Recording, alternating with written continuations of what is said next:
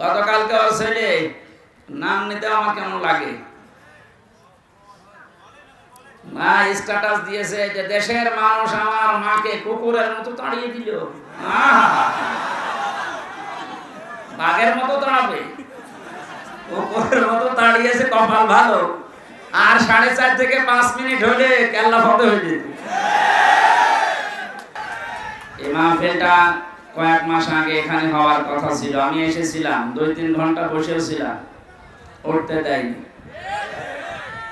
কমিটির লোকজন আমার সাথে আজকে আসার সময় বলছিল, থানার যিনি দায়িত্বে ছিল অফিসার ইনচার্জের সময়, তার কাছে ইমাম সাহেব গিয়ে বলেছে যে অন্তত আধা ঘন্টা সময় দেন, আমরা কোরআনের কিছু কথা শুনে মোনাজাত করে চলে যায়। উনি এমন একটা কথা ওনারে শুনিয়েছে যে তোমার বলতেও ঘৃণা লাগছে। ওরা মুখ দিয়ে বলার কথা না, ওই লোকটার না জন্মের ঠিক নেই, আমরা ওই কথা বলতে পারি? ওই ইমাম সাহেবকেও যদি 1-2টা গালি দিয়ে তাড়িয়ে দিত তাও মেনে নিতাম। ওর বউকে তুলে গালি দিয়েছে, তো তোর স্ত্রীর ওই জায়গায় মাহফিল ঢুকিয়ে দেব। কি অবস্থায় ছিলাম বলেন তো আমরা। আর জালেমরা দাবি করতো যে আমরা স্বাধীন, স্বাধীন তো ছিল জালেমরা। এদেশের মুসলমান যারা আমরা সব ছিলাম পরাধীন। যে কথাটা বললাম এটা কি মুখ দিয়ে বলার মতো কথা? আমার রিমান্ডে মাঠের নিচে নিয়ে এই কথা জানিয়েছিল, যা বলছি যদি না বলিস তোর বউ তুলে নিয়ে আনবো, এরকম কথা আমারও বলেছে। আমরা আরো নিকৃষ্ট কথা বলেছে, ওগুলো তো বলার মতো না। এই জন্য বলছি যে অবস্থায় ছিলাম, বিশাল একটা পাথর আল্লাহ বুকের উপর থেকে সরিয়ে দিয়েছে। উনি বলছিলেন না, ওয়ালা সাফা ইউতিকা রাব্বুকা ফাতারদা, হে নবী আপনি বহু কষ্ট পেয়েছেন, অতি শীঘ্রই আপনাকে এমন কিছু দেব যাতে আপনি খুশি না হয়ে পারবেন না। আমার মনে হয় এই আয়াতটা এ বাংলাদেশের জন্য 100% কার্যকর। সত্যি আল্লাহ এমন কিছু দিয়েছে, এদেশের ইমানদার যারা, মুসলমান যারা, মানবতার পক্ষের লোক যারা, এরা এত খুশি। কিছু মানুষ আছে তারা নারাজ হয়েছে, তারা জালে, তারা কি ঘটনা পড়ছিলাম আজকে, কয়েকদিন আগেও এটা আমি শিক্ষার জন্য বলেছি, আজকে একটা নতুন ভাবে পড়লাম। হোস্টেলে 100 জন ছাত্র খাবার খায়, সকালবেলা প্রতিদিন তাদের খিচুড়ি দেওয়া হয়। 20 জন বলছে ঠিক আছে, যে খাবার চলছে এটাই চলবে। 80 জন বলছে না, এই খাবার আমরা চাই না। কি চাও? কিছু ছাত্র তারা বলছে আমরা কলা পাউরুটি চাই, কেউ বলছে আমরা রোল চাই, কেউ বলছে আমরা সিডা চাই। এইভাবে তো হবে না। হোস্টেল ম্যানেজার ডাক দিয়ে বলে একটা ভোট দেওয়া হবে, যার পক্ষে ভোট বেশি পড়বে সেই টাকায় থেকে পাস হয়ে যাবে। ভোট দেওয়ার পর ওই যে আগের যে 20 জন খিচুড়ি খায়, ওরা তো আর পাল্টাবে না, কারণ মাজা তো পেয়ে গেছে। এই 20 জন ভোট এক জায়গায় দিয়েছে। বাকি যারা রোল চায় তারা 18 জন, যারা কলা পাউরুটি চায় তারা 19 জন, যারা চিড়া মুড়ি চায় তারা এরকম 17 জন। এভাবে ভাগ ভাগ করতে করতে দেখা গেল ও 20 যা ছিল ওইটাই পাস হয়ে গেছে। এদিকে লোকজন কতজন বলেন না কেন? আর ওরা কয়জন? এখন কিন্তু বর্তমান ওইটা চলছে।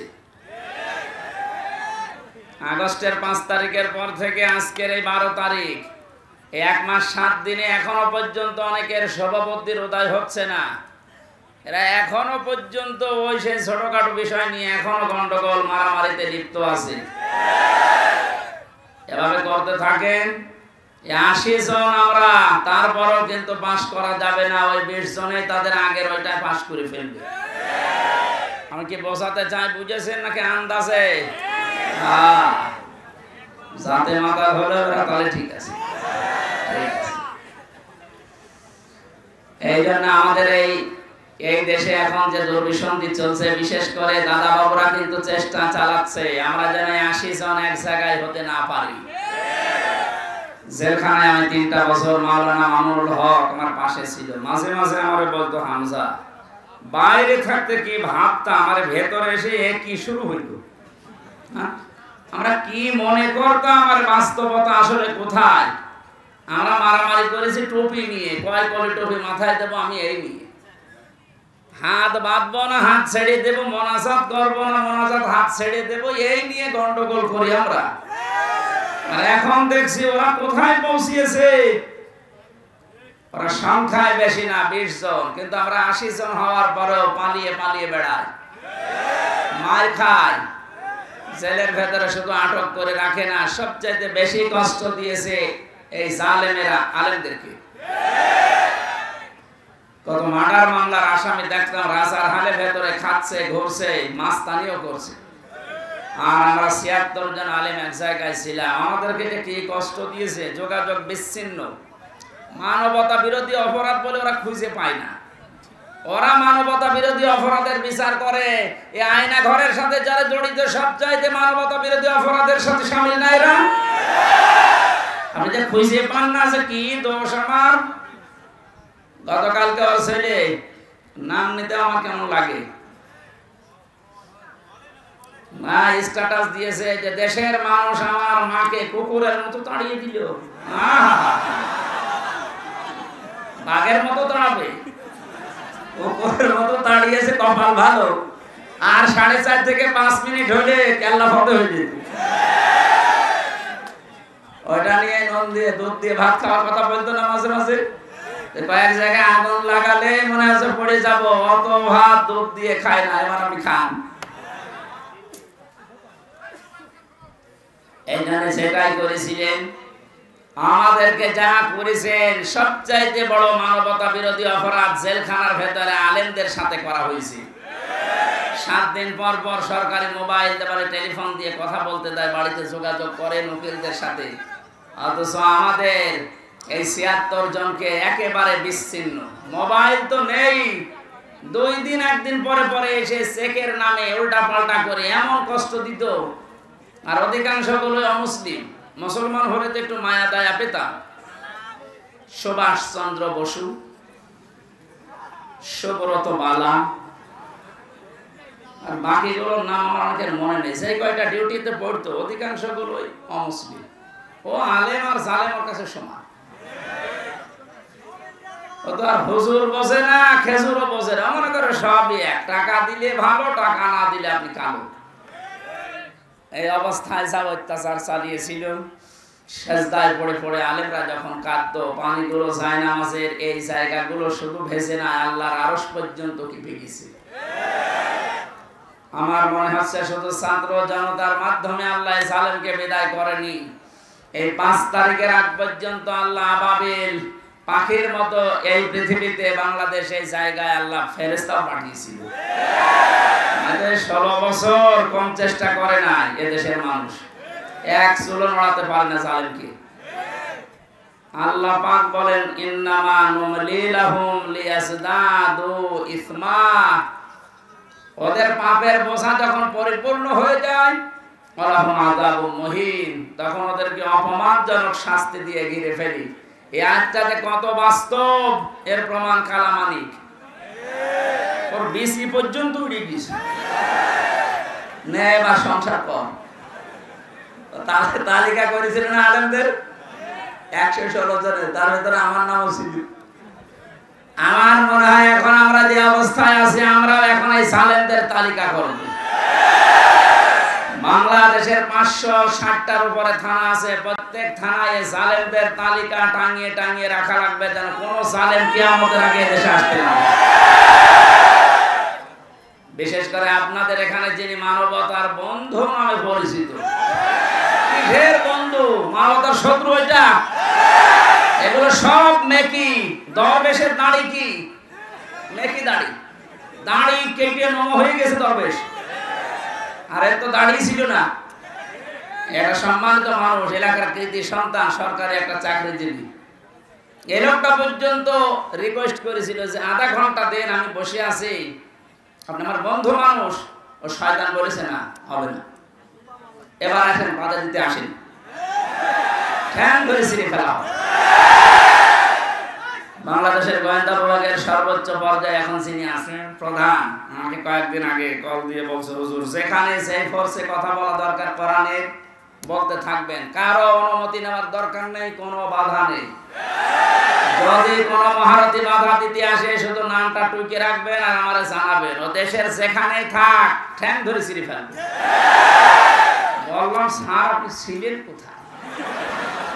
আমি কিছুদিন আগে দায়িত্ব পেয়েছি, আমি একজন মুসলিম, মুসলমানের যা কাজ আমি ইনশাআল্লাহ তাই করব। অন্যান্য ধর্মের অনুষ্ঠানে যদি অনুমতি না লাগে, মুসলমানের কোরআন প্রচার হবে, এখানে অনুমতি লাগবে কোন কারণে? আর অনুমতি যাদের কাছে নেওয়া হয় মানুষের কাতারে পড়ে। দেখলেন না ওই ওসি কি বলেছে হুজুরকে, যে তোর স্ত্রীর ওই জায়গায় মাহফিল চালিয়ে দেব। এই কথা বলার মতো আমি কোরআনে কারীম সামনে নিয়ে বলছি, একটা ইমামকে যদি এই কথা বলতে পারে এই লোক, ইমাম সাহেব আজকে আমার নিজে বললো যে আমি থানায় গিয়েছিলাম মাহফিলের অনুমতির জন্য, আমার এই কথা বলেছে। আমার মনে হয় ওসির জন্মের ঠিক নয়, এটা একটা জারোর সন্তান। কোথায় মনে হয় বদলি হয়ে চলে গেছে, যেখানে যা করে খুঁজে বের করা হবে। আমার মনে হয় সংস্কার যখন আরম্ভ হয়েছে এই দেশে, এরকম কোলাঙ্গার মার্কা ছাড়া একটাকেও যেন চেয়ারে রাখা না হয়।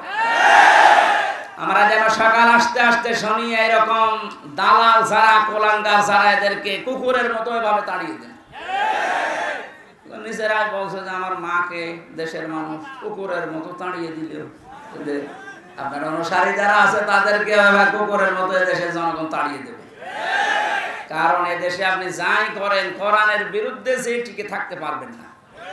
এটা না, আগামীতে যারা আসবেন সে যে আসবে তাদেরকেও যেন সতর্ক থাকা লাগে, বা তারা যেন সতর্ক থাকে যে কোরআনের বিরুদ্ধে অবস্থান নিলে কিন্তু তার কপালে জালেমের মতো পড়বে। আল্লাহ সাফা ইয়াউতিকা রাব্বুকা ফাতারদা, হে নবী অতি শীঘ্রই আপনাকে আমি এমন কিছু দেব, দেখাবো, আপনি খুশি না হয়ে পারবেন না। এই আয়াতটা যখন আল্লাহ আমাদের নবীকে শুনিয়েছে, শুধু নবী না, কিয়ামত পর্যন্ত নবীর উম্মতদের জন্য ওই আয়াত। সুতরাং আমরা খুশি না বেজার? বলেন। এখন আবার অনুমতি লাগবে নাকি? কার কাছে অনুমতি লাগবে? আসেন আপনি। কালকে আমার দিনের বেলা ছিল যশোর বেনাপোলে, রাতে ছিল সাতক্ষীরায়। ওসি সাহেব এসে বলছে, হুজুর আপনার সাথে একটু খাবার খাবো। কেন? গত বছর আপনাকে আমি আসতে দেয়নি, এই জন্য মাফ চাবো। কিসের মাফ? আপনি আবার রাগ করেন না, আমার হাত বাঁধা ছিল। কয়েকদিন আগে আমার মামলা যা ছিল সব আদালত ঢিসমিস করে দিয়েছে, সব খারিজ, বেকসুর খালাস, কোন দোষ পাইনি এরা 3টা বছরে। আমি মনে হয় যে বলতে গেলাম যে আদালত 3টা বছর তো মামলা আপনার কাছে আসতো, তখন তো বললেন না যে না কোনো কিছু পাচ্ছি না, মামলার বিচার করব কি দিয়ে। এখন বলছে যে কোনো মাল নেই, কি দিয়ে বিচার করব। এতদিন বললেন না? উনি লাজবাব, কিছু বলতে পারতো না। এই কথা বলতো যে হুজুর আমার হাত বাঁধা ছিল। কি বলতো? আমরা চাই ওনার যেমন এখন হাত খোলা। এদেশে 1628টা চেয়ার আছে, মেন জায়গা যারা চালায়, এর 1627টা চেয়ার সব ছিল হাত বাঁধা, একটা চেয়ার শুধু হাত খোলা ছিল। কথা বলছেন? কালকে ওসি সাহেব ওইটাই আমরা জানিয়েছে যে আমরা যাই করে আমাদের হাত বাঁধা ছিল, কিচ্ছু করার নেই, খালি একটা হাত খোলা ছিল। আপনি কি মনে করছেন কাওয়া কাকু এরকম ফটফট করে ওর হাত খোলা? না, ওর হাত বাঁধা। ওরা যা বলতে বলে কাওয়া তাই বলে। আর বাকিগুলোর নাম নিতে আমার ঘৃণা লাগে, ওগুলো মানুষের ভেতরে পড়ে না। সুতরাং আমরা বৈষম্য বিরোধী ছাত্র আন্দোলনের মাধ্যমে যে স্বাধীনতা পেয়েছি, 9 দফা দাবি। কয় দফা? এর একটা ছিল যে আমরা কারো হাত বেঁধে রাখতে চাই না, সব হাত থাকবে খোলা। গতকালকে ডক্টর মোহাম্মদ ইউনূসের ভাষণ শোনেননি? কোনো হাত বাঁধা থাকবে না, সব হাত থাকবে কি? আমরা হাত খোলা থাকতে চাই, তাহলে ন্যায় বিচার কায়েম হবে ইনশাআল্লাহ। আর 100% ন্যায় বিচার কায়েমের জন্য এটা লাগবে, তাছাড়া সম্ভব না। প্রশ্ন আসতে পারে তাহলে উন্নত বিশ্বের যে সমস্ত দেশগুলো আছে ওখানে তো এটা কায়েম নেই, ন্যায় বিচার নেই। না, ন্যায় বিচার নেই। আমি কয়েকদিন আগেও সিঙ্গাপুর, মালয়েশিয়া, থাইল্যান্ড সহ বহু দেশে ঘুরে আসলাম, কিচ্ছু পাইনি। হ্যাঁ, ওখানে নিয়ম নীতি ঠিক আছে, যেহেতু কোরআনে কারিমের বিচার ব্যবস্থা চালু নেই, এই জন্য অনেকের উপরে ওখানে অবিচার হচ্ছে।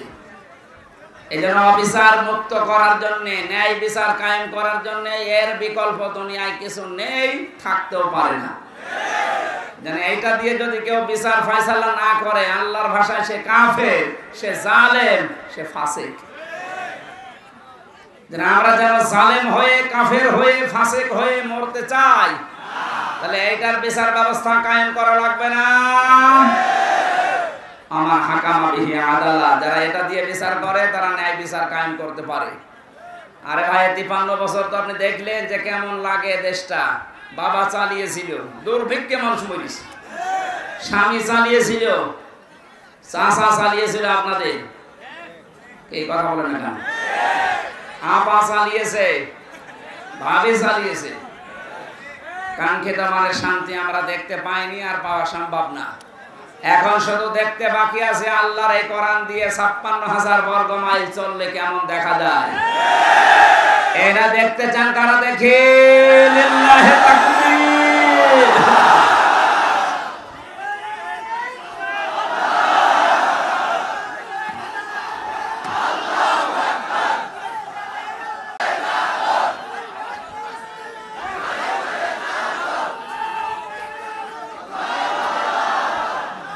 আলহামদুলিল্লাহ,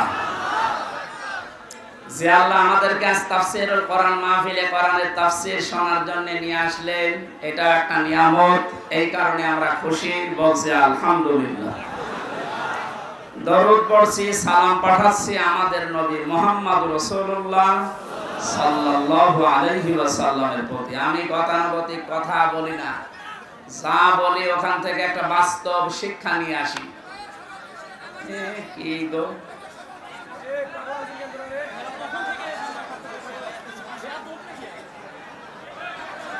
মনে হয় রংপুর বিভাগের মানুষেরা না, এরা মনে হয় রাজশাহী বিভাগের। রংপুর বিভাগের মানুষ সব মফিজ, এরা নরম সরল, এরা সরল সোজা। কোন বিয়াদ বেশি আল্লাহ জানে। দেখেন, তোরা জিজ্ঞাসা করেন তো কোন জেলায় বাড়ি, ধরেন। সুবহানাল্লাহ, আলহামদুলিল্লাহ, লা ইলাহা ইল্লাল্লাহ, আলহামদুলিল্লাহ, লা ইলাহা ইল্লাল্লাহ, সুবহানাল্লাহ, আলহামদুলিল্লাহ, লা ইলাহা ইল্লাল্লাহ, মুহাম্মাদুর রাসূলুল্লাহ। আর কারো কথা আছে? এবার চুপ করেন, আমরা কোরআনে প্রবেশ করছি। বিশ্ব নবীকে আল্লাহ পুরা কোরআন শরীফে 7টা নামে ডাক দিয়েছেন। এখানে আলেম নেই? আছে, আলহামদুলিল্লাহ।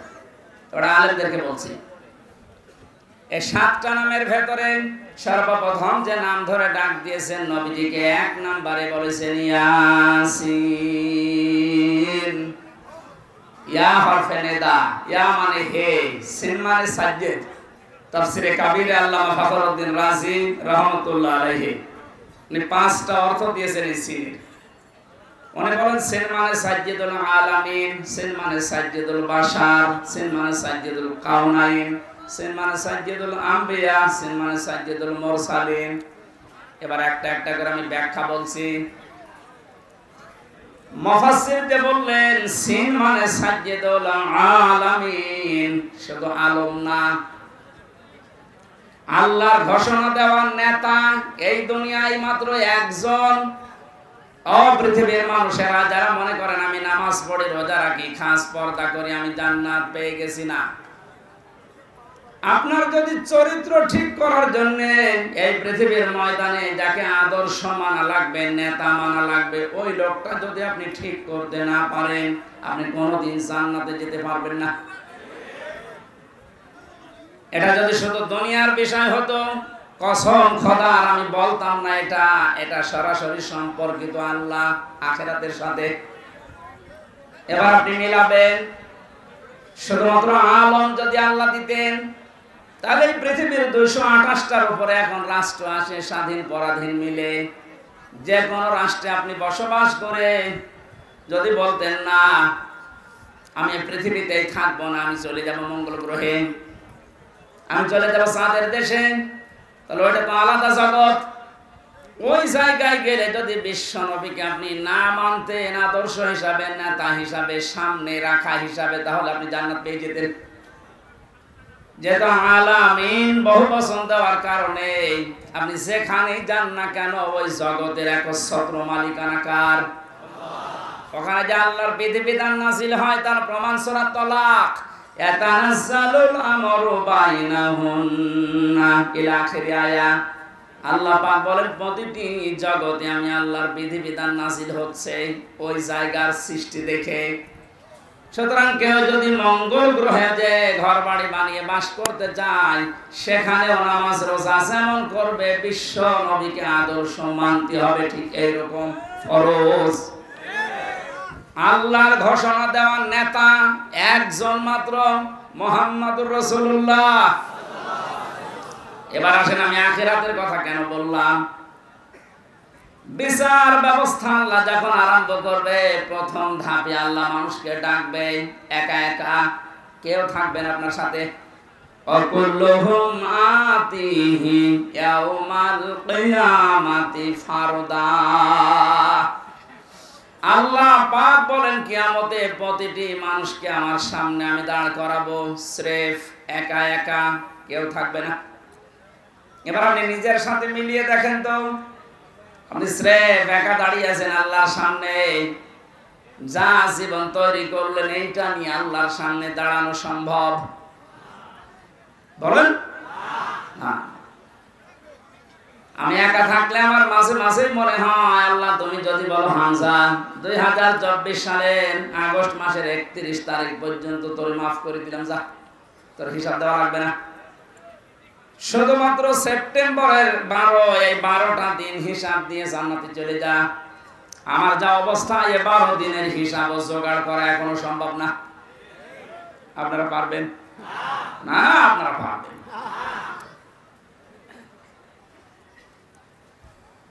হিসাব এই শব্দটা শুধু আমরা নাম শুনি, এটাতে কত বড় ভয়ঙ্কর বিষয়। যারা বিশ্বাস স্থাপন করেছিল যে হিসাব দেওয়া লাগবে, তাদের চরিত্র পরিবর্তন হতে সময় লাগে নাই।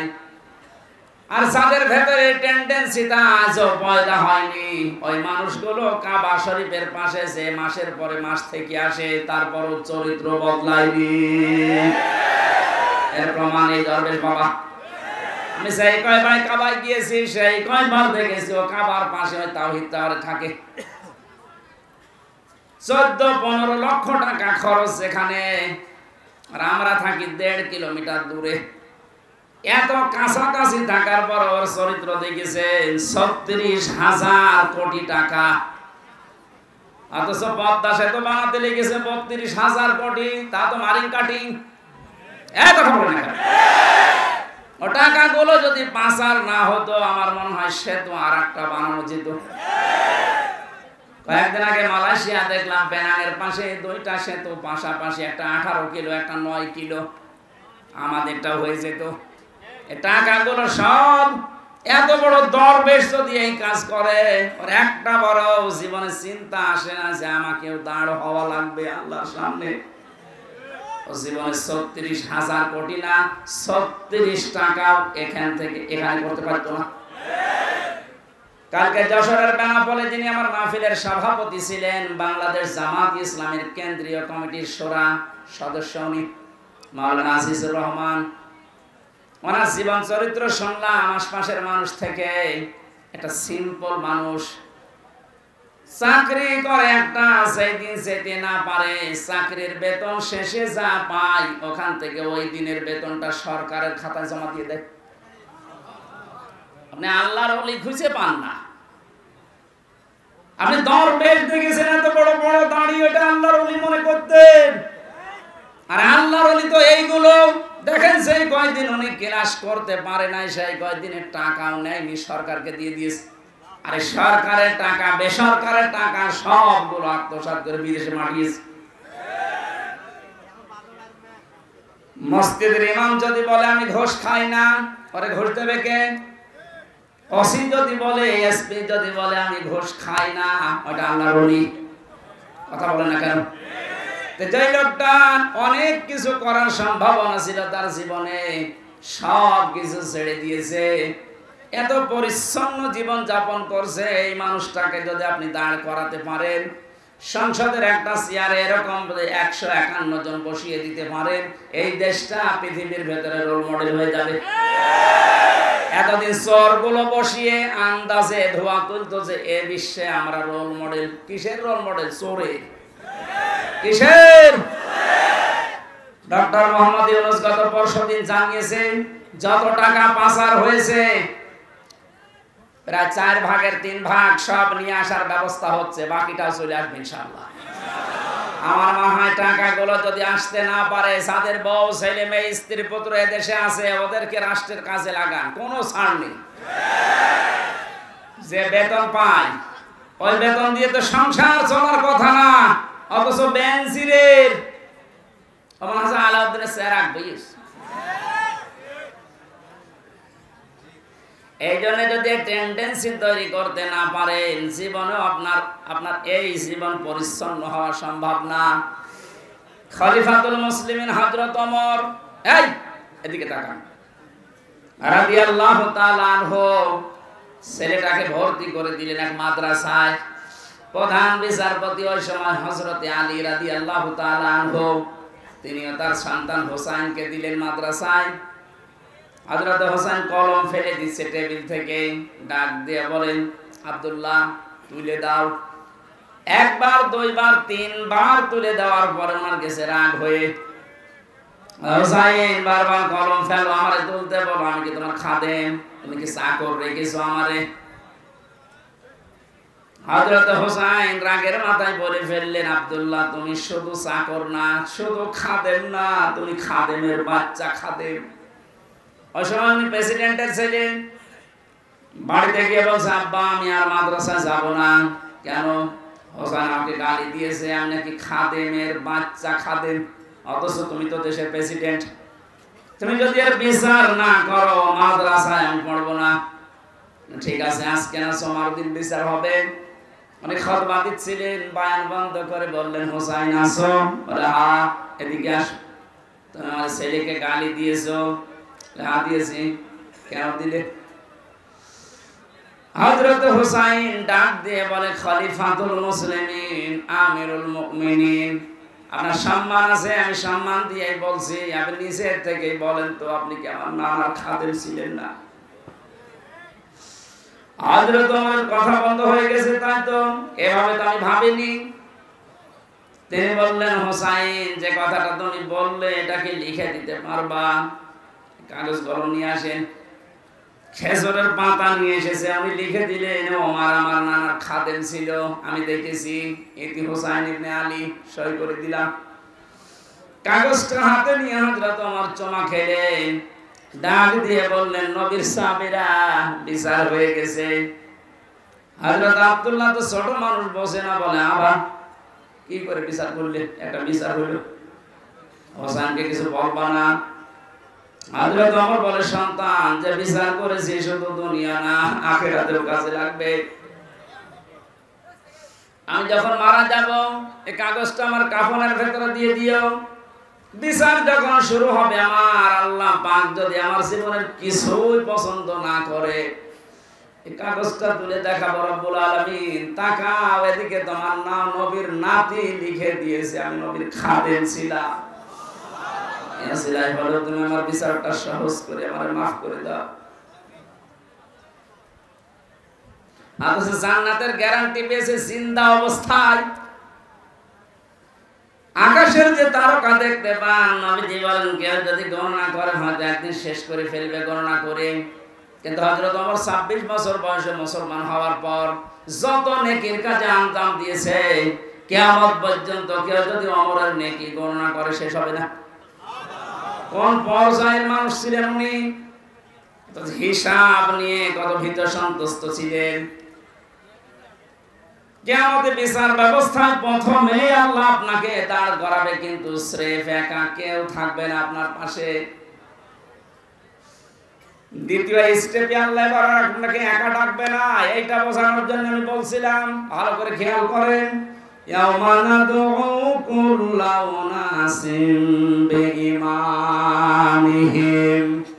সূরা বানী ইসরাঈলের ৭২ নম্বর আয়াতের প্রথম অংশে আছে রব্বুল আলামিন বলেন কিয়ামতের দিন প্রতিটি মানুষকে বিচারের দ্বিতীয় ধাপে এবার তার নেতার সাথে ডাক দেব। কার সাথে? আরো জোরে বলেন। আগে নেতা, এরপরে কর্মী। ও বাংলার মানুষেরা, বারবার এমনি খেলা করার জন্য বলছি না, এই জন্য বলছি। আপনি এবার বিবেক দিয়ে বলেন, যাকে নেতা মানেন, যার আদর্শ মতো চলেন, স্লোগান দেন যার পেছনে, এই লোকটা যদি কিয়ামতে আপনার সামনে থাকে, ওর যে চরিত্র, ওর যে সুরত সিরাত আপনি তো নিজেই জানেন। ওকে সামনে দেখলে আল্লাহ মাফ করবে বলে মনে হয়? বলছেন না, তো এখনই ধরা খাবে। দেখলেন আপনারা নিজেরাই বলছেন যে না স্যার পেছনে আছি, এরে দেখলে আল্লাহ মাফ করার কথা না, কারণ এর ভেতরে বাইরের কিছুটা কিছু আমি জানি। এই লোকটাকে যদি এখনই এই বিশ্বাস করেন যে না ওরে দেখলে আল্লাহর আরো রাগ হয়ে যাবে, তাহলে এই মুহূর্তে আপনার সিদ্ধান্ত পাল্টাতে হবে। যদি এটা রাজনীতি মনে করেন, হ্যাঁ এটা রাজনীতি। আপনি এমন মানুষের পেছনে থাকবেন কিয়ামতের ময়দানে যাকে আল্লাহ দেখলে আল্লাহর রাগ না, আল্লাহর আনন্দ বেড়ে যাবে। এরকম মানুষ দেশে নেই। এর দলিল আছে সূরা নিসা ৫ নাম্বার পারা ৬ নাম্বার পৃষ্ঠা ৯ নাম্বার লাইনের ৫৯ নাম্বার আয়াতের প্রথমে আছে জাতীয়, এই ফেল, এই ভার্ব, এই ক্রিয়া, এই শব্দটা আল্লাহ নিজের নামে আর রাসূলের নামে রেখেছেন, কিন্তু উলিল আমরের আগে আল্লাহ এই শব্দটা দেননি। যতগুলো তাফসীর আমি দেখেছি মুফাসসিরিন ইকরাম সবাই একমত, আল্লাহ রাসূলকে মানতে হবে, কোনো প্রশ্ন করা যাবে না। আল্লাহ রাসূলের পরে যদি দুনিয়ায় কাউকে কেউ মেনে চলতে চায়, অবশ্যই দেখতে হবে লোকটা আল্লাহ রাসূলকে মেনে চলে কিনা। এটা যদি আজ আমরা ওয়াজ শোনার পরে মেনে নিতে পারতাম, আমার মনে হয় অনেকের এটা ১০০% বিশ্বাস হয় না, ৮০% বিশ্বাস হয়। এই আয়াতকে আমি বানালাম, বলেন বলেন, ১৫০০ বছর আগে নাযিল করা আয়াত। সুতরাং আজকে সিদ্ধান্ত নিয়ে বাড়ি যাবে, যারা আল্লাহ রাসূলকে মানে না, ওই দল যদি আমার বাবাও কায়েম করে আমি ওই দল করি না।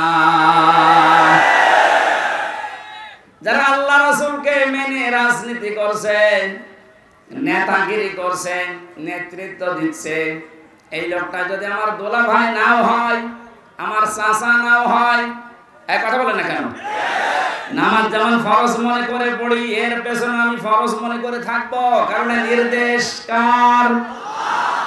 নাকি আল্লাহর নির্দেশ নেই? যেহেতু আল্লাহর ঘোষণা দেওয়া নেতা পৃথিবীতে মাত্র একজন, আমাদের খুব হিসাব করে দুনিয়ার জীবন চালাতে হবে। আল্লাহ রাসূলকে যে মানি না, ও যদি পীর সাহেব হয় আমি ওকে মানি না, ওর পেছনে আমি নেই। অনেকেই মনে করেন আমি যদি নামাজ পড়ি, আমি হজ করে আসলাম বারবার, আমার হজের এজেন্সি আছে, এরপরও আমি জান্নাত পাবো না। আপনি তো হজের এজেন্সি নিয়ে মসজিদের সভাপতি, এই ভাদুড়িয়া, আপনি তাকান আবু সাহেলের দিকে, ও কাবা শরীফের সভাপতি ছিল। আপনি যে মসজিদের সভাপতি কে এসে নিয়ে বারবার ডিস্টার্ব করে।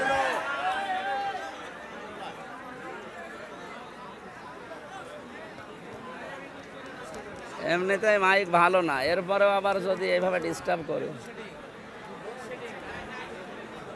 বুঝলাম, কিন্তু মাইকে তো ভালো না।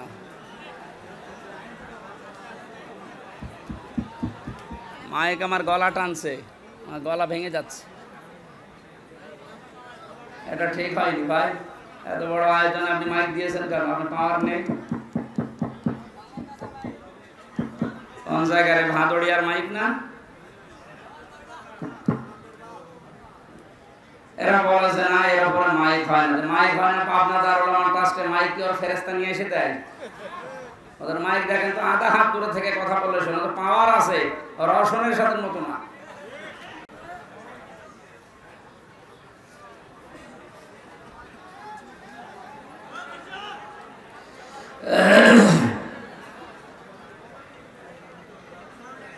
দিনাজপুর বাসে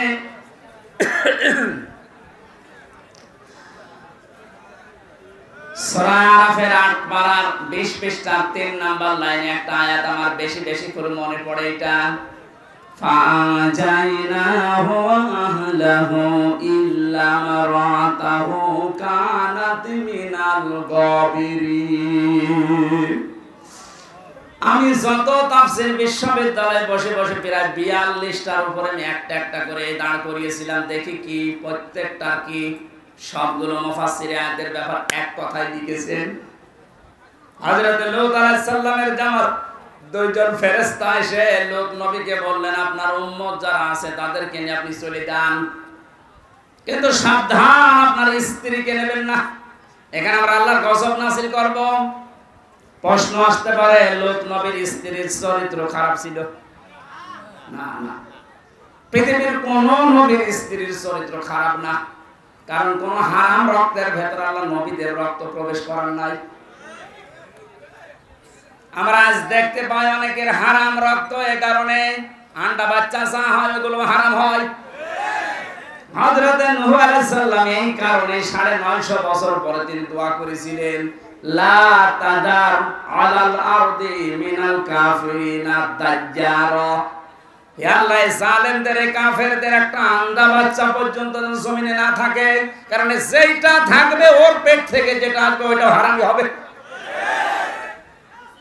এজন্য জালেম ছাড়া তারা যেহেতু বিদায় নিয়েছে, আনাসে কানাসে এখন যেগুলো আছে বিভিন্ন জায়গায় দায়িত্বে, আমরা এগুলোর একটাকেও দেখতে চাই না, কারণ এর পেট থেকে সামনে যাবে ওটা ডবল হারামি হবে। কয়েকদিন আগে বাংলা একাডেমির না কোন শিল্পকলা একাডেমির একজন দায়িত্ব পেয়েছে একটা নাস্তিক, সৈয়দ জামিল আহমেদ। এই লোকটা আল্লাহর কোরআন কারীমের পর্দা একটা ফরজ বিধান বলছে ২০২৪ সালে পর্দা মেয়েদের দরকার নেই। ওয়াজ মাহফিল, তাফসীর মাহফিলের কাউন্টার হিসেবে গান বাজনার আয়োজন করো। জীবন দিয়ে যারা আবু সাইদের মতো, মুগ্ধ ভাইয়ের মতো, রায়হানের মতো, রফিকের মতো, ইয়ামিনের মতো আল্লাহ রাসূলকে বিশ্বাস করা মানুষগুলো যারা জীবন দিয়ে এই দেশটাকে স্বাধীন করে আমাদেরকে দিয়ে গেল, এই স্বাধীন দেশে কয়েকদিনের ভেতরে এমন মানুষকে দায়িত্ব দিলেন যে আল্লাহর ফরজ বিধান পর্দায় মানে না। আমরা ইমিডিয়েটলি এই লোকটার পদত্যাগ দাবি করছি। আমাদের আওয়াজ হয়তো পর্যন্ত যাবে না, কিন্তু আরশ পর্যন্ত চলে গেছে, কারণ বিধানটা কার? পর্দা করা লাগবে মেয়েদের, এই বিধানটা হামজার। আরো জোরে বলেন। সৈয়দ জামিল আহমেদকে আমি ব্যক্তিগতভাবে ঘৃণা করছি এই কারণে, কারণ কোরআনের বিরুদ্ধে, আল্লাহর বিরুদ্ধে। আর আল্লাহ বিরোধী কোন লোক আমরা এই ৯৬% মুসলমানের দেশে দেখতে চাই না। এর পদত্যাগ দাবি করেন কারা কারা দেখে? লিল্লাহি তাকবীর।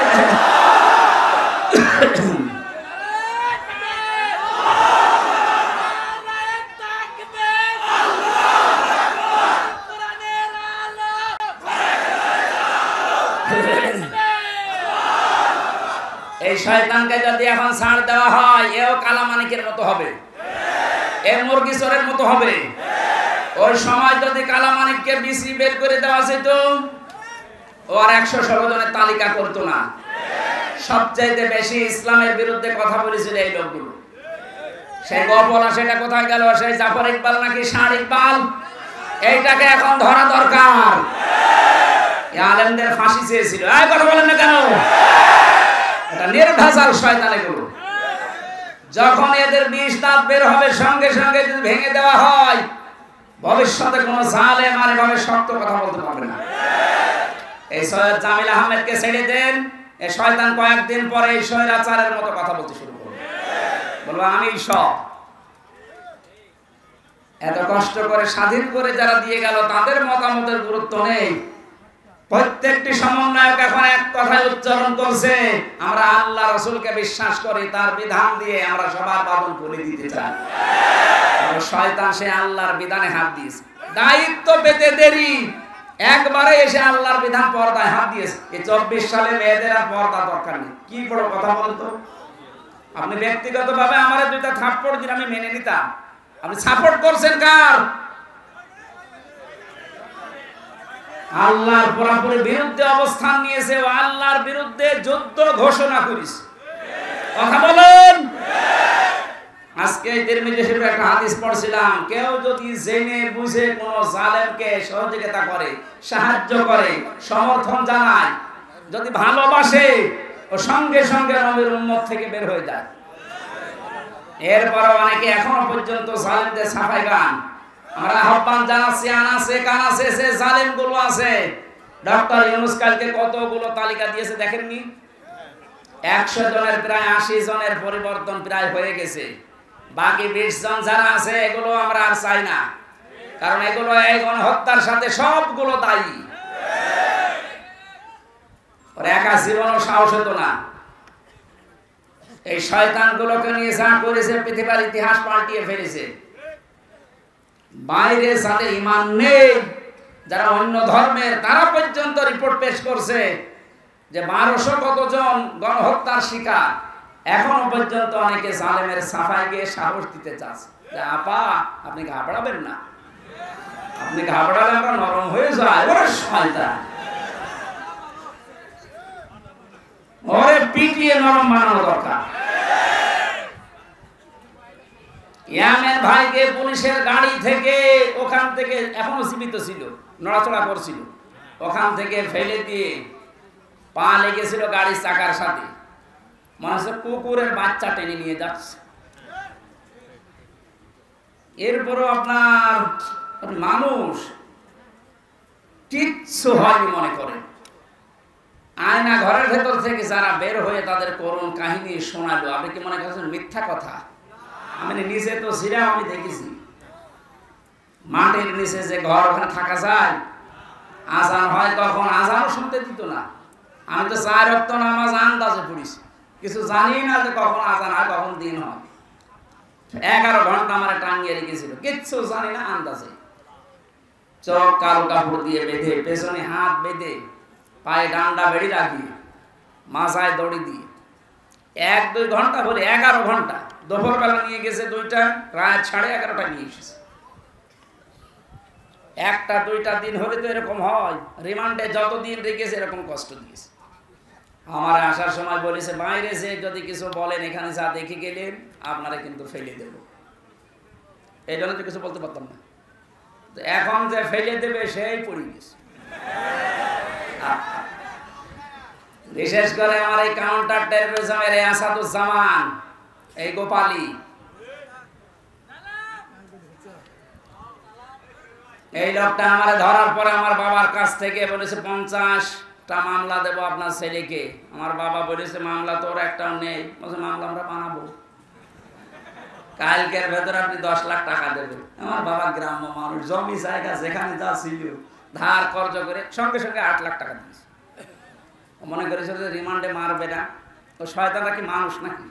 টাকাও নিয়েছে, মাছ ধরেও করেছে, মামলাও দিয়েছে। কত বড় বেঈমান বলেন তো।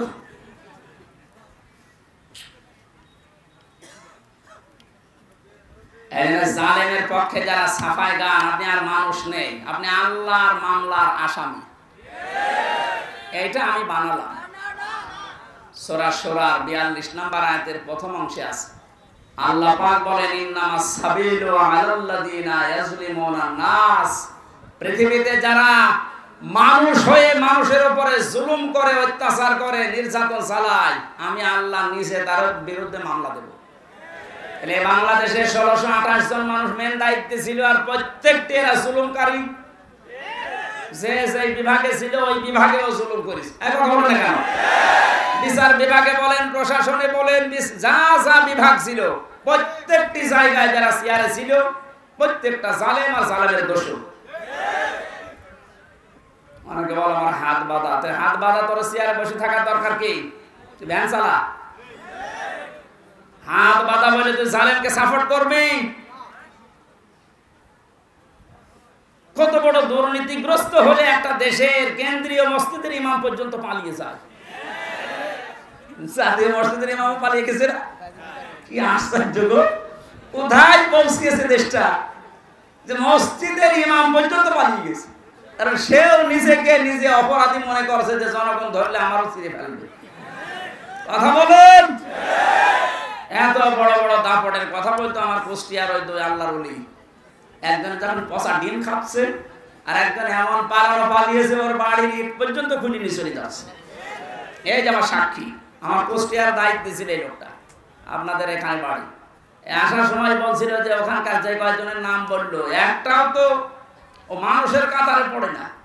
আমি নামগুলো নাই বললাম। এই মানুষগুলোর জন্য দায়িত্ব পালন করতে পারেনি। এত নিকৃষ্ট চরিত্র এদের। এজন্য নিজে নিজে ভালো আমল করছে, নিজে ভালো থাকছে, এইরকম যারা মনে করছেন, আমি তাদেরকে এই সূরা আরাফের 83 নাম্বার আয়াতটা শোনালাম। হযরত লূত নবীর স্ত্রীর চরিত্র ভালো ছিল, তার চরিত্র খারাপ না, কিন্তু সে তলে তলে চরিত্রহীনদেরকে সাপোর্ট করত। বলেন, একটা নবীর স্ত্রী নিজে খারাপ না, নিজে চরিত্রহীনা না, কিন্তু চরিত্রহীন মানুষদেরকে তলে তলে সাপোর্ট করার কারণে আল্লাহ তাকে যদি জাহান্নামে দেয়, আপনাকে দেবে 1 আর 2। উনি মনে করেছেন আমি নামাজ পড়ি, রোজা রাখি, আমার এত বড় দাড়ি, আমার বউ পর্দায় থাকে, তাতে কি হয়েছে? আপনি সাপোর্ট করেন কাকে? কথা বলেন। আশা করছি আপনার শুভবুদ্ধির উদয় হবে। আমার বংশের 100 জনের প্রায় 98 জন এ জালেমের সদস্য ছিল। ওদের সেকেন্ড নবী ছিল আল্লাহর ওলি গোপালগঞ্জের। ওরা নবীকে তো বিশ্বাস করতো যে নবী মুহাম্মদুর রাসূলুল্লাহ আছে একজন, কিন্তু আরেকজন নবী আছে। আমি একবার এটা রংপুরের গাইবান্ধা মাহফিলে এসেছিলাম 16 সালের দিকে। একটা ছেলেকে বাড়িতে ভাত খাওয়ার সময় জিজ্ঞাসা করছে, ইংলিশ মিডিয়ামে পড়ে, যে তোমার নাম কি? নামও পড়েছে উল্টাপাল্টা নাম, বাংলা ইংরেজি মিলিয়ে। জিজ্ঞাসা করলাম কালেমা বলতে পারো? মুখস্থ নেই। মুখস্থ নেই মানে আমাদের নবীর নাম কি? এরশাদ। হ্যাঁ, উনি তো রাস্তাঘাট বানায়। তার মানে রাস্তাঘাট বানিয়েছে এলাকায় এরশাদ সাহেব, ও মনে করা এটা মনে হয় নবী। আমার বংশের লোকের চরিত্র এরকম ছিল। নবী একজন আছে মুহাম্মদুর রাসূলুল্লাহ, কিন্তু ওরা সেকেন্ড নবী হিসাবে মনে করতো। এইরকম শক্ত গোড়া। কিন্তু আগস্টের 5 তারিখের 1টার সময় যখন আল্লাহর ওলি চলে গেছে পালিয়ে, ওরা বিকাল 5টা বাজতে তখন মোবাইলে কল দিয়ে বলছে, বাবাজি আমরা সব এখন জামাত ইসলামী করি। এখন জামাত ইসলাম। তারপরও যা ফিরে এসেছে, ওয়েলকাম, ধন্যবাদ। ওরা যা করেছে বুঝে করুক না বুঝে করুক, আল্লাহ যেন ওদের মাফ করে দেয়। আর ওদের মতো এ দেশে রানাসে কানাসে আরো যারা আছেন, আপনি মনে করছেন আবার জালেমরা সংগঠিত হবে, অত ভাত দুধ দিয়ে খাই না। সময় শেষ হয়ে গেছে, আপনারা মরণের গড়া নিয়ে আসার আগে ফিরে আসেন।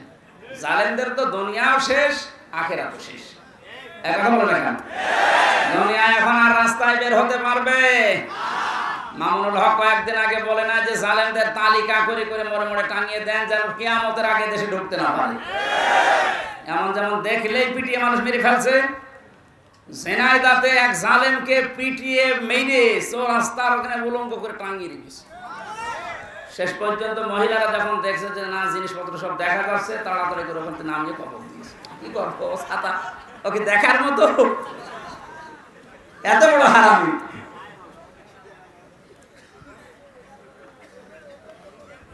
দুনিয়া শেষ আপনাদের, জালেমদের কোনো দুনিয়ার জীবন নেই আর।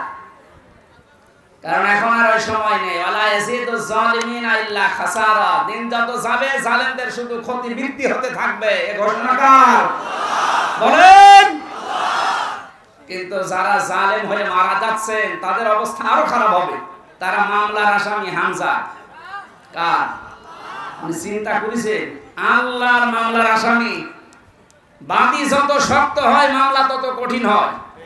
আমার মামলার বাদী যেহেতু রাষ্ট্র ছিল, এই জন্য মামলার জামিন হতো না। অথচ এই মামলায় অনেকে 1.5 মাস 2 মাস পরে বের হয়ে চলে গেছে। আমার 3 বছরও জামিন নেই। তার মানে আমার মামলার বাদী সলিমউদ্দিন কলিমউদ্দিন না, একেবারে সে যাই হোক।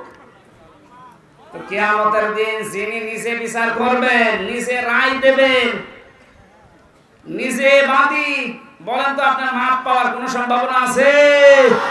আমার মতো খালাস পাবেন? আপনি আল্লাহর মামলার আসামি লিখে নিয়ে যান, আপনি জাহান্নামী। এই জন্য আপনার চরিত্র ভালো, কিন্তু আমার মানুষকে সাপোর্ট করেন, তার চরিত্র ভালো না, আপনি ওর জন্য আপনার কপাল পড়বে। আল্লাহ আমাদেরকে শুধু ইয়াসিন সূরা পড়লে 10 খতম কোরআন শরীফের সওয়াব হয়, এর ভেতরে 83টা শিক্ষা আছে। এগুলো আমাদের প্র্যাকটিক্যাল লাইফে থাকা লাগবে। কথা বলেন ঠিক কি না? আল্লাহ আমাদেরকে ইয়াসিন থেকে যে শিক্ষাগুলো দিতে চান, এটা আমাদের বাস্তব জীবনে প্রতিপালন করার তৌফিক দিন, আমিন। সূরা আল ইমরানের 102 নাম্বার একটা মাত্র আয়াত পড়েছি। আমার আজকের আলোচনার বিষয় তিনটা ভাগ আছে। এর ভেতরে আমরা দেখি কোরআনে কারীম থেকে পয়েন্ট আকারে কথা বলার চেষ্টা করছি। কষ্ট হয়ে যাচ্ছে? কষ্ট তো হচ্ছে আমার, মাইকের জন্য গলা ব্যথা করছে আর ভেতরে ঘেমে যাচ্ছে। জবান খুলে শয়তান যদি আশপাশে থাকে যেন পালায়। বলেন আউযু বিল্লাহি মিনাশ শাইতানির রাজিম। বিসমিল্লাহির রহমানির রহিম।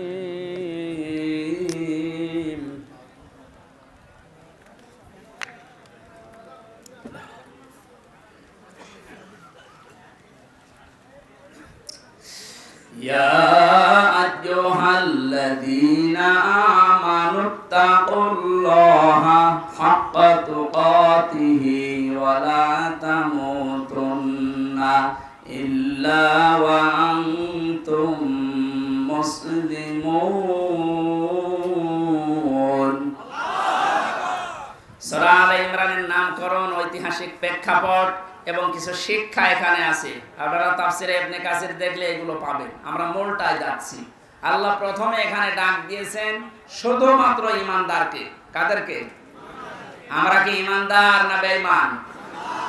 এখন আপনার ঈমান আছে কিনা এটা পরিমাপ করবেন কি দিয়ে? দাড়ি পাল্লায় তুলে দেন নাকি? আল্লাহর নবী থার্মোমিটার দিয়েছেন। এদিকে তাকান, খুব গুরুত্বপূর্ণ বিষয় ভাই। নবীজি বলেন ইদা সাররাতকা হাসানাতুকা ওয়া সাআতকা সাইয়্যাতুকা ফাআনতা মুমিন।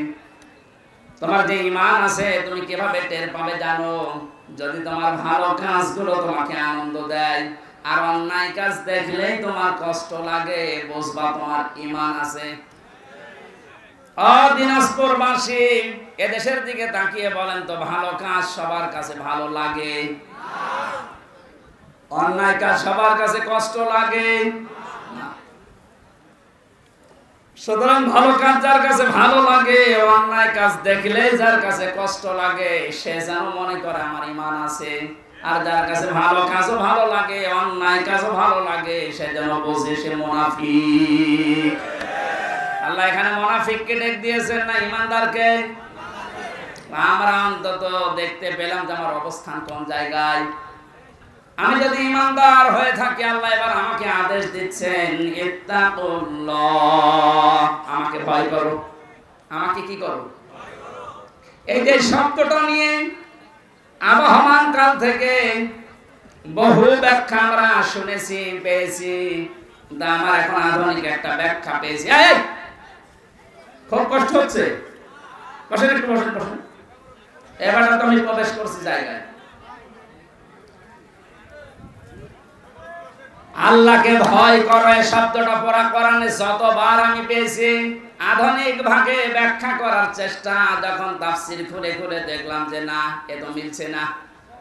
এটা কিছুদিন আগে একটা তাফসীর বের হয়েছে, এই জায়গায় তাকওয়া শব্দের ব্যাখ্যা লিখতে গিয়ে মুফাসসির লিখেছেন তাকওয়া মানে যে যে বিষয়ে কাজ করবে ওই বিষয়ের শিক্ষা, দীক্ষা, প্রশিক্ষণ, এরপরে এই কাজটা সুচারুরূপে যদি আঞ্জাম দিতে পারে, এর আরবিতে নাম তাকওয়া।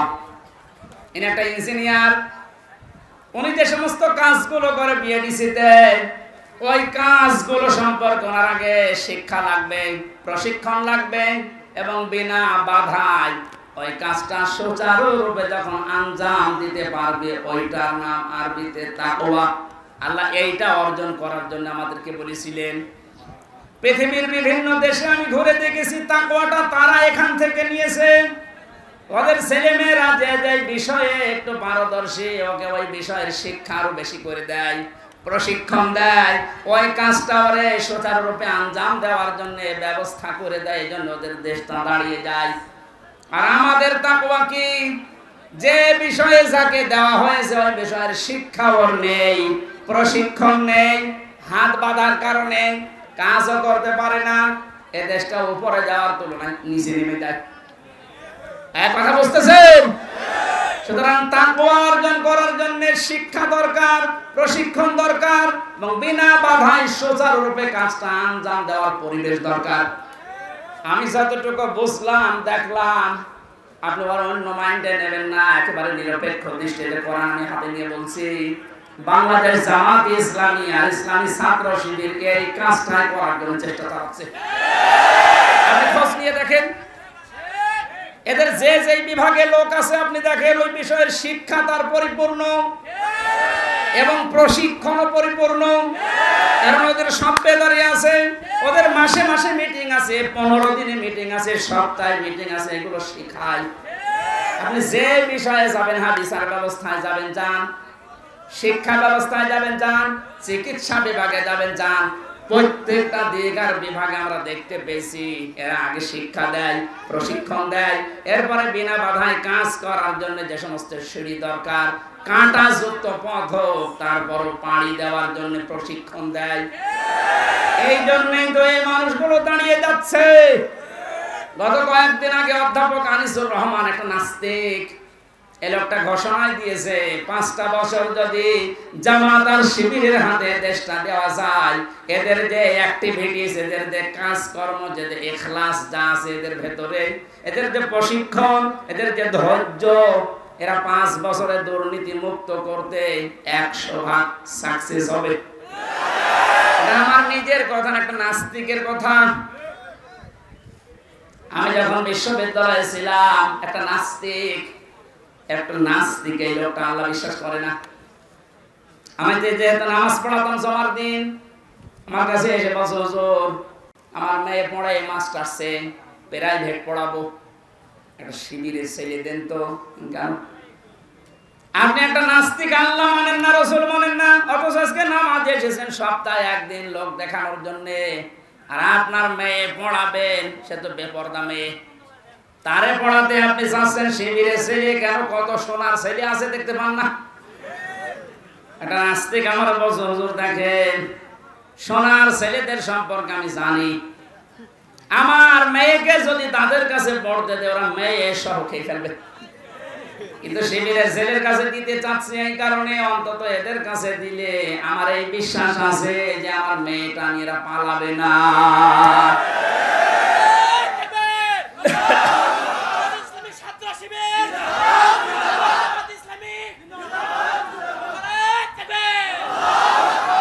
আমার মুসলমান ভাইরা, আমি দালালি করার জন্য না, আল্লাহর কসম আমি যা দেখতে পেয়েছি আমার এই 30-33 বছর বয়স, আমি সেটা বলছি।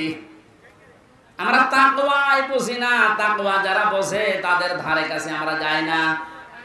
তাকওয়া কত রকমের হয় আমি 9 প্রকার পেয়েছি তাফসিরে। কোন মানুষ যদি তাকওয়া অবলম্বন করে আল্লাহ 27টা উপকার করে দুনিয়া আর আখিরাত মিলে। সুবহানাল্লাহ বলতে পারো না? এটা তাফসিরে ফি জিলালিল কোরআনে এই তাকওয়ার ব্যাখ্যায় সরাসরি একটা একটা করে পয়েন্ট আকারে আছে।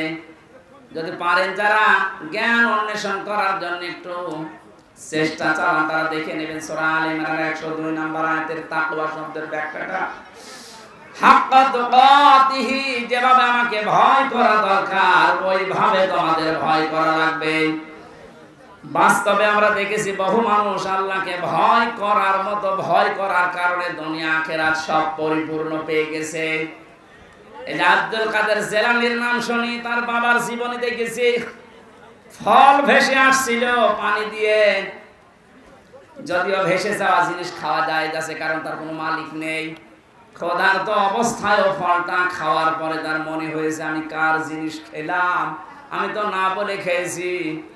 এত বড় ক্ষুধার্ত মানুষ প্রায় সারাদিন সারা রাতে হেঁটে হেঁটে বাগানের মালিকের কাছে মাপ চাইতে গেছে। এর নাম হাক্কা তুকাতিহি। আমরা যদি ভয়কে ভয় করার মতো আল্লাহকে করতে পারি, মহান আল্লাহ আব্দুল কাদের জিলানীর বাবার মতো দুনিয়া আখিরাত আমাদের দিয়ে দেবে। ওয়ালা তামুতুন্না, মরো না, ইল্লা ওয়া আনতুম মুসলিমুন, যতক্ষণ পর্যন্ত মুসলমান হতে না পারো।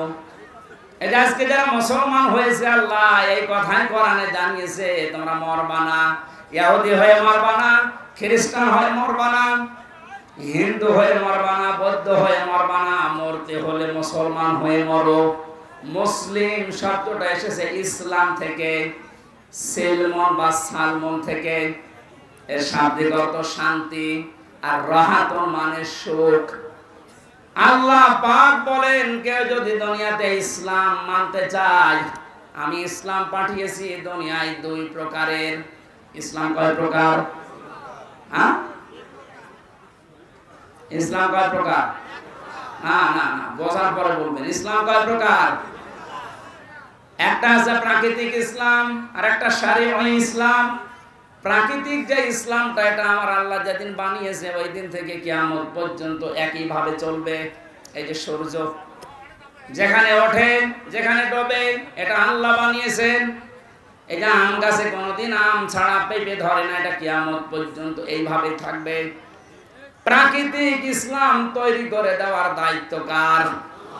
কিন্তু শরঈ ইসলাম যেটা, এই যে কাগজে আছে, কোরআনে আছে, হাদিসের পাতায় আছে, এই কাগজের ইসলামকে জমিনে যতদিন পর্যন্ত আপনি কায়েম করতে না পারবেন, চেষ্টাও যদি না করেন, মান মাতা, যে ব্যক্তি মরে গেল, অলাম ইয়াখজু, সে চেষ্টা করে নাই, যুদ্ধ করে নাই, গাজওয়ায় শামিল হয় নাই, অলাম ইউহাদ্দিস বিহি নাফসাহু, তার মনের ভেতরে কামনা বাসনা আসে না যে ইসলাম কায়েম হোক, মাতা আলা শুবাতিন মিনান নিফাক, আল্লাহর নবী বলেন সে যেন মারা যাওয়ার সময় মুনাফিক হয়ে মরে যায়। বলেন নাউজুবিল্লাহ।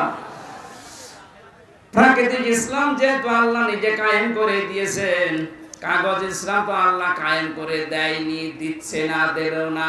এটা কায়েম করার দায়িত্ব ফেরেশতাদের। কাদের?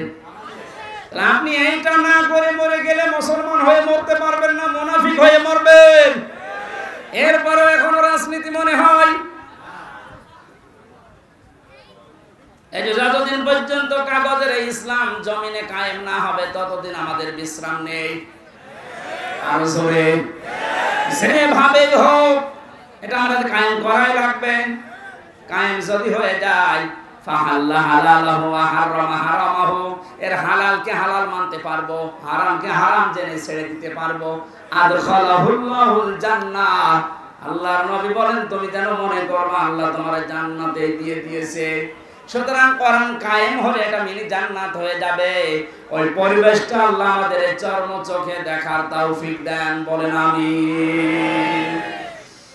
পারিবারিক জীবন সম্পর্কে যে সমস্ত লেখাগুলো আমার ছিল, এগুলো কারাগার থেকে বই আকারে বের করেছি। মেয়েদের জীবনের উপরে, ওদের উপরে কথা বলা দরকার ছিল, ওই ওখান থেকে নিয়ে যাবেন, ওটা কাজে লাগবে। ওই যে ডানে গাড়ি আছে, মাজলুম এক সাইদের কথা বলছি, এখানে পাওয়া যাচ্ছে পিরোজপুর আদালত থেকে, জন আদালত থেকে এটা ছাপানো হয়েছে। দেশবাসীর প্রতি আল্লামা সাইদের খোলা চিঠি ছিল, ওনার নাতির উপরে একটা চিঠি ছিল, আর দেশবাসীর উপরে। এই বইগুলো কারা নিয়ে এসেছে, এখান থেকে নিয়ে যাবে। আল্লাহুম্মা লা ইলাহা ইল্লা আনতা সুবহানাকা ইন্নী কুনতু মিনাজ জালিমিন। আল্লাহ পছন্দ এই গরমের ভেতরে এত কষ্ট করে তোমার বান্দা বান্দিরা বসে আছে, আজকের আলোচনার সবগুলো তুমি আমাদের নবীর রওজায় পৌঁছিয়ে দাও। দুনিয়ার মাটির নিচে যারা ঈমান নিয়ে ঘুমিয়ে গেছে, এদেরকে ক্ষমা করে দাও। মা বাপ যারা হারিয়ে ফেলেছে, আল্লাহ মা বাপকে মাফ করে দাও। সারা জীবন অপরাধ করে জীবনটা নষ্ট করে ফেলেছি। তুমি বলেছো ওয়ালা তামুতুন্না ইল্লা ওয়া আনতুম মুসলিমুন, মুসলমান না হয়ে মরবা না। আল্লাহ তাআলা মুসলমান হয়ে মরার জন্য তোমার কোরআনে কারীমের পরিবেশ দরকার। ওই পরিবেশ তুমি আমাদের দেশকে বানিয়ে দাও। মাহফিলের আয়োজন করতে গিয়ে তোমার যে বান্দারা শ্রম দিল, এদেরকে কবুল করো। অত্র প্রতিষ্ঠানে যিনি তিল তিল করে গড়ে তুলেছেন, মসজিদের পাশে তিনি ঘুমিয়ে আছেন, আল্লাহ তুমি তার কবরটা জান্নাত বানিয়ে দাও। গলাটা আমার প্রচন্ড ব্যথা। 3টা বছর জেলে থাকার পর আমার এখনো শরীর স্বাভাবিক হয়নি, কথা বললে গলা ব্যথা করে। আল্লাহ মুক্ত জীবনে যখন ফিরিয়ে দিয়েছো, আমার কণ্ঠটাও তুমি ছেড়ে দাও। মা বোনরা যারা এসেছে এদেরকে রোগ সব থেকে বাঁচাও। হাজারো পরিবারে আজ পরকীয়া প্রেমের কারণে জীবনটা নষ্ট হয়ে যাচ্ছে। আল্লাহ তুমি আমাদেরকে রক্ষা করো। এদেশে তুমি আর কোন জালেমকে চেয়ারে বসতে দিও না। আল্লাহ তাআলা যত মানুষ জীবন দিয়ে গেল আমাদেরকে মুক্ত জীবনে ফিরিয়ে দেওয়ার জন্য, প্রায় 2700-এর উপরে এখনো পর্যন্ত হাসপাতালের বেডে বিভিন্ন অঙ্গ প্রত্যঙ্গ অনেকে হারিয়েছে। রব্বুল আলামিন যেই মানুষগুলো শহীদ হয়েছে এই মানুষগুলোকে জান্নাতের সুউচ্চ মাকামে পৌঁছিয়ে দাও। মাহফিলের সভাপতি, সহসভাপতি, প্রধান অতিথি সহ যারা এসেছে আল্লাহ প্রত্যেকের জীবনের কামনা বাসনা পূরণ করো। আল্লাহ আর বলছি আমার কণ্ঠটা তুমি মেহেরবানি করে ছেড়ে দাও। মাওলানা মুয়াজ্জিম অসুস্থ, আল্লাহ তুমি তাকে শেফায়ে কামেলা আজেলা নসিব করো। মরণ আসলেই আমরা যেন পড়তে পারি লা ইলাহা ইল্লাল্লাহু মুহাম্মাদুর রাসূলুল্লাহ।